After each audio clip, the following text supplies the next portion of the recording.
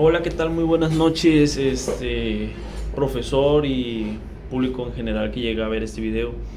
El día de hoy vamos a tratar un tema muy importante, por así mencionarlo, en lo que viene siendo el estudio del derecho romano. Hablaremos acerca del contrato como fuente de las obligaciones del derecho, así como también daremos pues respuesta a preguntas de dicha actividad, tales como por qué el contrato se consideró como una fuente de obligaciones en el derecho romano, así como también cuál es la relación de las obligaciones y el contrato con las cosas, ya sean muebles e inmuebles en el derecho romano. De igual manera, cuál es la relación de las obligaciones y el contrato con las acciones civiles, ¿vale? De igual manera, de este lado tengo las diapositivas, únicamente que por cuestiones laborales, pues no, el tiempo no me dio para hacer una exposición de mis diapositivas, ¿verdad?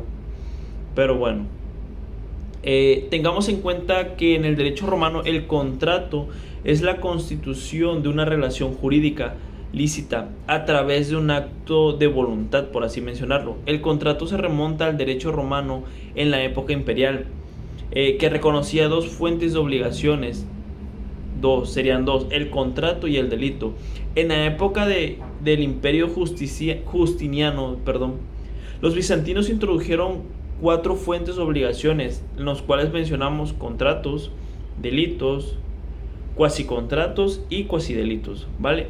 Así como también en el derecho romano existían diversos tipos de contratos, como por mencionarles serían los contratos verbales, contratos de compraventa, contratos de mandato y contrato de mutuo. A pequeños rasgos, cada uno de esos que les mencioné, como por ejemplo en el contrato verbal, eran solamente unilaterales, por así mencionarlo, en el derecho civil, ya que consistían en preguntas realizadas por el acreedor, seguida de una respuesta dada por el deudor. Por así mencionarlo, no era algo estipulado en algún papel o algo que fuera válido, por así decirlo, en ese entonces. Otro de ellos sería el contrato de mutuo. Era un contrato de carácter real cuyo elemento esencial era la de la datio del mutuo, así como otro elemento de carácter fungible. Esto producía la obligación al prestario de devolver otro tanto de igual género y cantidad a lo entregado. Vale. Pues sí, en sí, tener un contrato nos asegura, por así mencionar, en la época actual, tener un requerimiento de algo que se nos haya otorgado o algo que estemos comprando, ¿sí? Como por ejemplo, si uno tiene un establecimiento y y uno renta ese establecimiento por una cantidad mensual, por así mencionarlo, uno tiene que firmar un contrato en el cual especificamos la fecha en la que empezamos a ocupar dicho establecimiento, la cuota a pagar, ya sea mensual o como se llega a acordar con la persona que nos está rentando dicho establecimiento, así como también las condiciones que debemos acatar y la manera en la que vamos a cuidar dicho establecimiento. Por ello se firma un contrato en el que nosotros estamos de acuerdo con dichas perspectivas o con dichas normas que nos está dando dicha persona dueña del establecimiento, ¿vale? Como principal pregunta a responder sería la de por qué el contrato se considera como una fuente de obligación en el derecho romano, ¿vale? En el derecho romano el contrato se considera una fuente de obligaciones porque es un acuerdo de voluntad que se crea y se modifica o extingue obligaciones. Esta noción prevaleció en el derecho romano y se ha incorporado en códigos civiles actuales.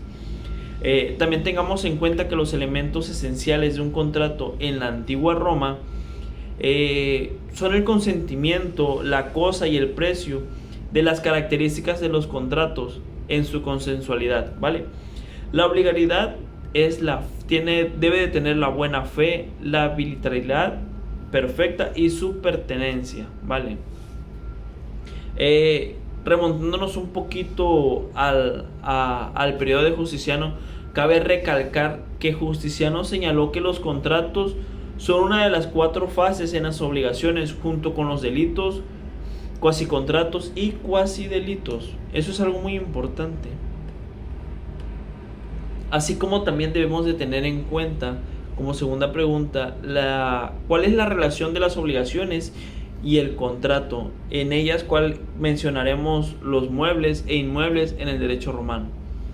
Tengamos en cuenta que las obligaciones y los contratos tenían una relación con las cosas, ya fueran muebles e inmuebles, en la transmisión de la propiedad. Mencionando entre cuál era su relación, tenemos que es un método más común, el mencionado traditio, el cual nos servía o nos sirve para transmitir la propiedad de una cosa, mueble o inmueble. En la época arcaica, la entrega debía ser material. Para una cosa mueble, el transmitiente debía entregarla al adquiriente. Para una cosa, debían recorrer el fondo. En épocas posteriores se admitió la entrega simbólica de cualquier mueble o mueble e inmueble. Vale. Otro punto muy importante eran las obligaciones, ya que las obligaciones eran vínculos jurídicos que obligaban a realizar una prestación determinada. Estas obligaciones se podían garantizar mediante fianza únicamente. Otro punto muy importante también son los contratos, como lo hemos venido mencionando.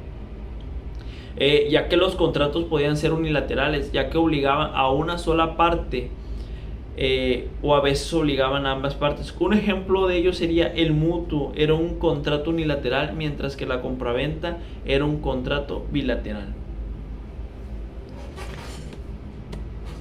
Así como también tengamos en cuenta, como última pregunta, ¿cuál es la relación de las obligaciones y el contrato en las acciones civiles? Tengamos en cuenta que los contratos civiles regulan acuerdos y obligaciones y son considerados las fuentes de obligación más importantes en el mundo social y jurídico.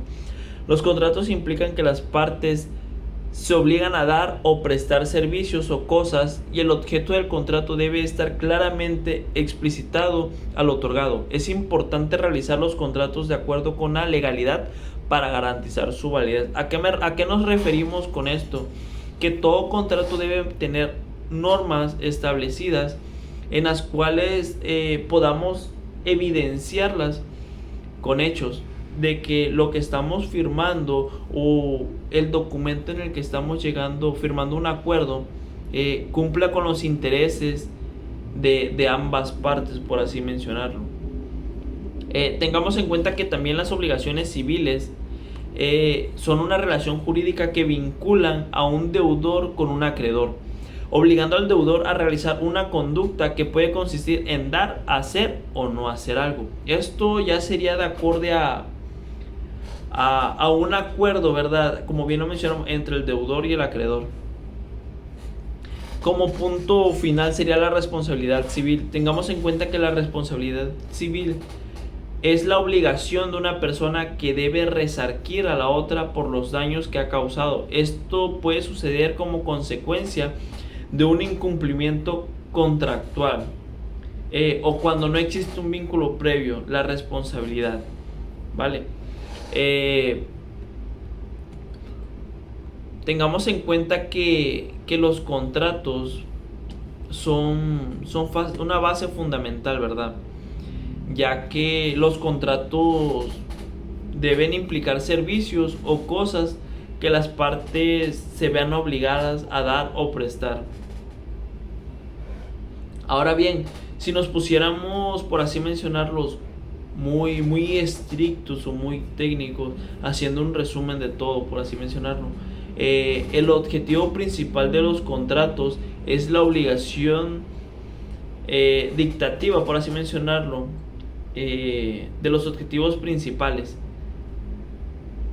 lo cual pues ambas partes deben firmar para estar de acuerdo y estar en la misma sintonía de pues dicho contrato, ¿verdad? Sin nada más que añadir, profesor, Esta fue una breve explicación acerca de pues el tema que usted nos encargó.